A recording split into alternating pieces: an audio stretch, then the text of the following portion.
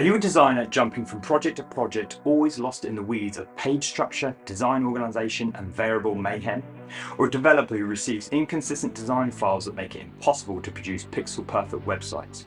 Or as an agency, you want to make sure you have consistent and reliable design files so that no time is wasted in between projects? Well, I'm very proud to announce the Figma Boilerplate, the new industry standard design file framework. Figma Boilerplate is not a design system, nor is it a component library.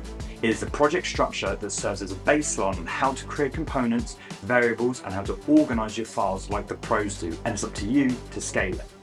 There are some helpful reminders of things we always forget, like 404 pages and form inputs with their various states, which double up as examples on how we like to create components, their variants, as well as how to lay them out neatly in a project file. This is not meant to be groundbreaking stuff. It's a combination of Figma's own guidelines and our own industry experience, and I'm using my little platform to emphasize the importance of a well thought out project framework and the benefits it can bring working across teams or even future you. We use Figma Boilerplate at my company Jupiter in the Draft, and we want to make sure every project we jump into looks and feels exactly the same. So there's no hunting around for things or familiarizing yourself with a whole new project structure. Every project feels familiar, so we can get straight to work. We're releasing the free version to you today with news of a more advanced paid version coming soon.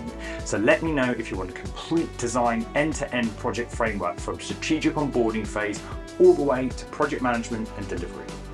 Also, let me know what you think of the boilerplate as we plan to keep on updating it with the latest Figma has to offer, plus any great ideas we get from the community. So that's the Figma Boilerplate. Download it now at figmaboilerplate.com. Cheers for watching, and I'll see you in the next one.